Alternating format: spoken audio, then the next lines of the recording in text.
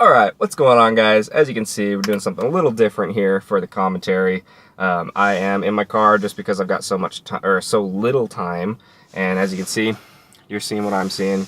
So, getting right into this workout, I was feeling a little bit sluggish this day, so instead of doing a bunch of volume on deadlifts, I came in and just did a couple heavy singles, worked up to 405, and then I dropped the weight down to 225, as you see now, and did some snatch grip deadlifts. And then I go over this a little bit after the commentary, but basically it's a way of working similar to a deficit deadlift, only deficit deadlifts with sumo, it tends to be a little bit awkward. So by going a little wider on your grip, you're simulating that extra range of motion, while at the same time pretty much staying in the same exact stance and not having to have that extra awkwardness added in. So definitely something kind of different.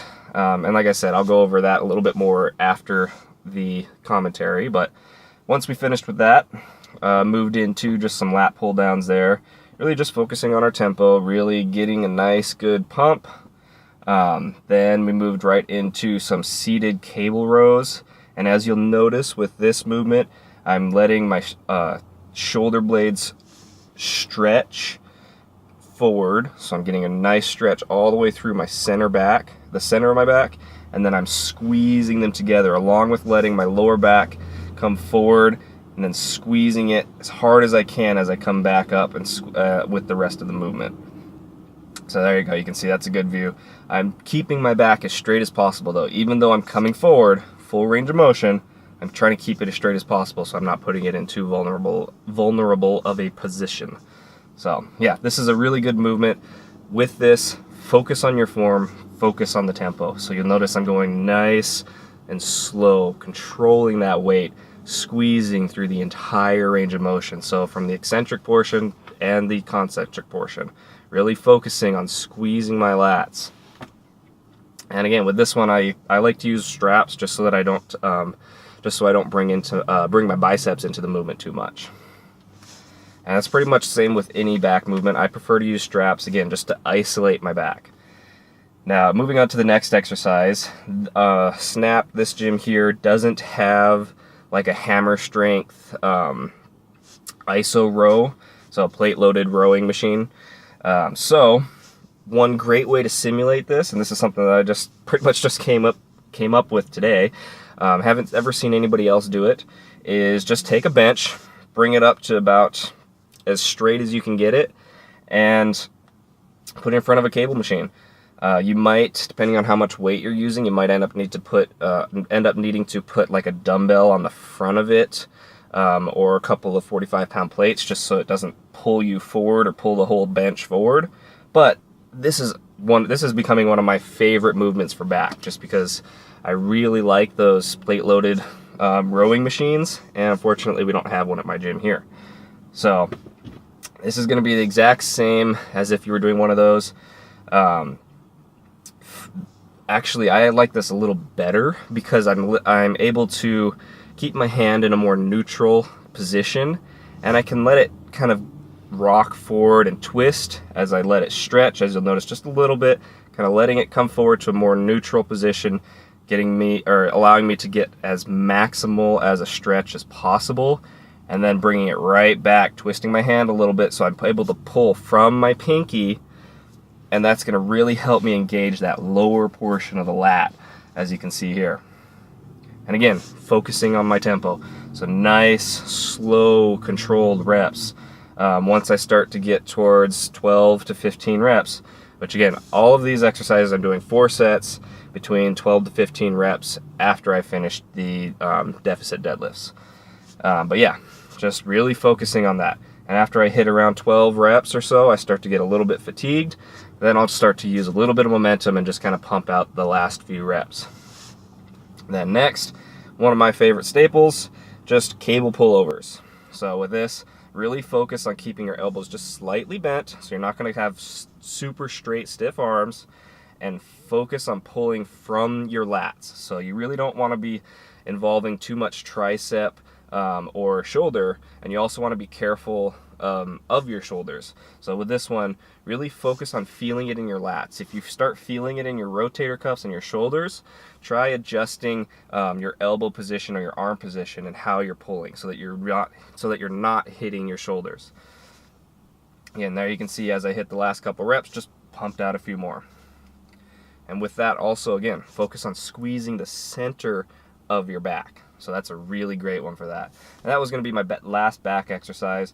Next, I moved into biceps. Now, for me, what I prefer with biceps is just pretty much a classic staple, just standing alternate dumbbell curls. And this is what I tend to do a lot, just different variations of it. As you can see, I'm working around 8 reps on these, so I'm going heavier, and I'm not doing a whole lot of volume. Just because this is going to be one of the only movements I do for biceps, but I tend to do around maybe 8 to 10 sets of just this one movement. Now with this, you'll notice I'm making a lot of funny faces. That's because what I'm doing is I'm trying to, I'm holding my breath a little bit as I'm bringing the dumbbell up, and that's allowing me to just focus on squeezing that dumbbell as hard as I possibly can, and then that's going to help me get a tighter contraction at the peak.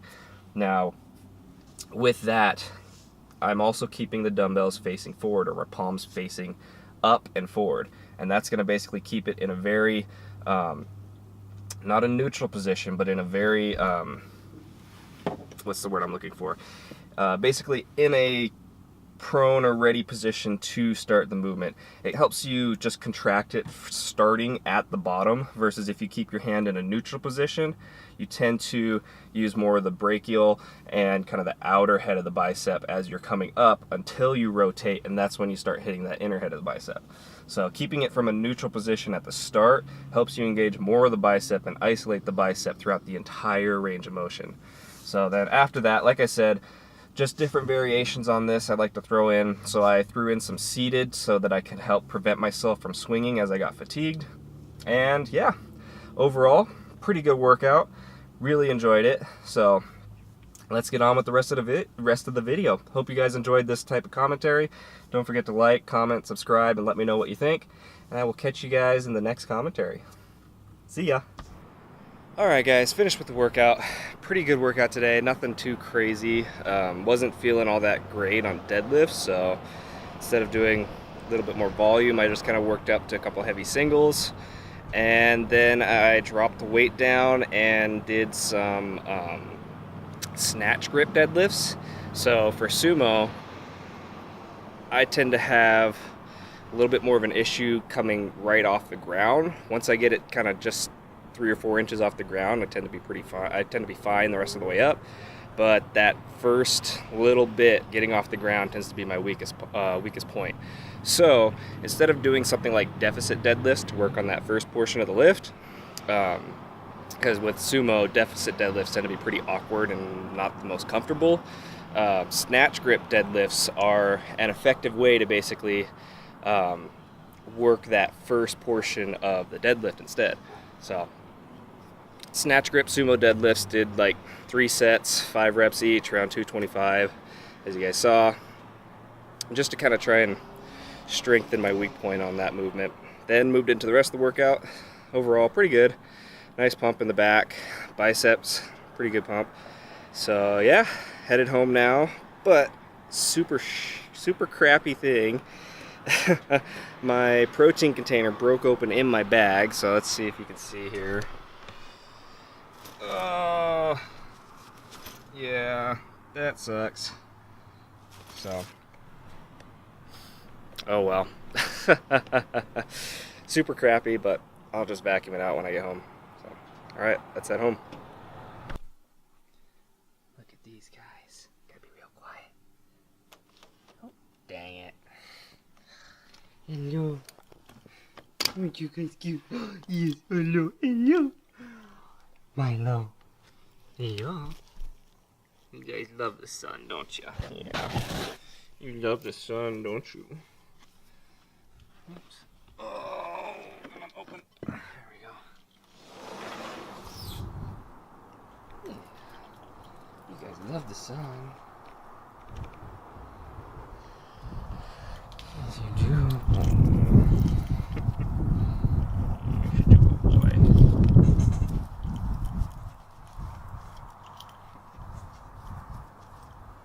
Mr. Milo, what you doing? What you doing? Just relaxing in the sun.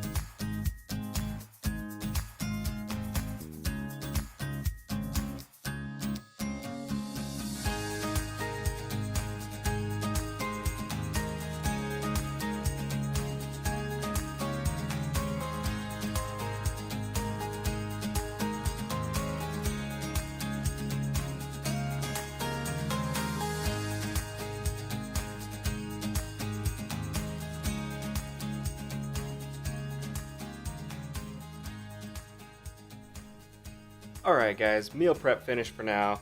I only made 13 meals this week, so a lot of my meals this week are actually not going to need to be prepped. I'll be making them just kind of as I go. And I guess I'll go over with you guys real quick what I'm actually going to be eating this week. So pretty much nothing's changed from this week to from last week to this week. I've got my chicken meals here. So 2 chicken meals a day. In there we have 2.5 servings of rice, 1 serving of broccoli, and 5 ounces of grilled chicken.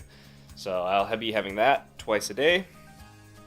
Now in the mornings before I go to the gym, I'm having half a cup of oat flour with 2 cups of 1% milk and 1 tablespoon of honey.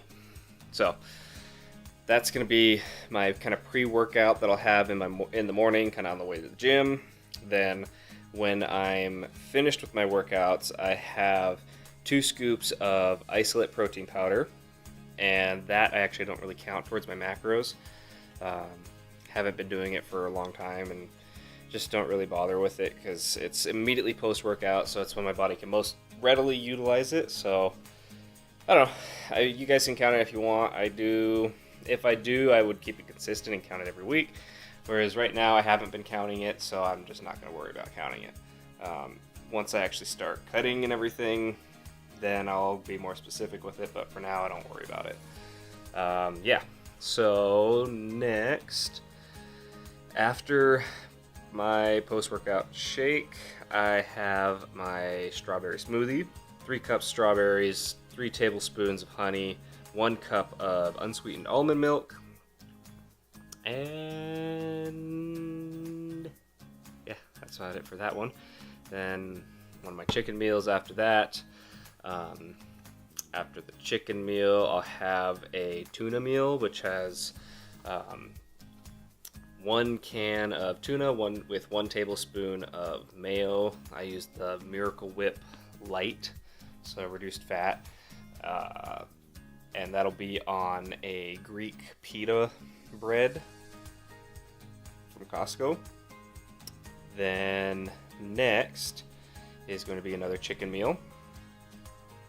Then I have when I get home from work, I will make up my waffle, which this week it's going to be 2 waffles, so 2 servings of Kodiak cakes, 1 tablespoon or 15 grams of chocolate chips, and 2 or 3 whole eggs. I can't remember. I'll have to take a look and see what I had on MyFitnessPal. Then after that, I have a scoop of casein, and then just before bed, I have a serving of yogurt with 2 tablespoons of honey and a serving of granola. So that'll be my last meal for the day. Overall, I believe it's like 286 grams of protein, 575 grams of carbs, and only 46 grams of fat. Now with that, it comes out to roughly 3,860 calories. Now that's not including the 50 grams of protein that I have immediately post-workout. If I were to throw that in, 5 times 4, that gives you 20, so that's an extra 200 calories. So basically I'm taking in just over 4,000 calories a day. So yeah, pretty straightforward, nothing too crazy. I am also going to be tracking my weight every single day. This morning I weighed in at 177.8 pounds. And then I've got a weight board in my office that I'll be actually writing that weight down on every single day. But yeah, that's going to be pretty much it for today. So I hope you guys have enjoyed the vlog. Hope you guys have enjoyed the workout. I am going to get some more work done, eat a few more meals, and then just kind of clean up kitchen. Still have dishes everywhere. But yeah, hope you guys have enjoyed the vlog today. Hope you guys enjoyed the workout. If you have any questions, comments, leave them down below, and then don't forget to like the video, share it with your friends, give the workout a try, let me know what you think, and I will see you guys in the next one. Oh, and don't forget to subscribe.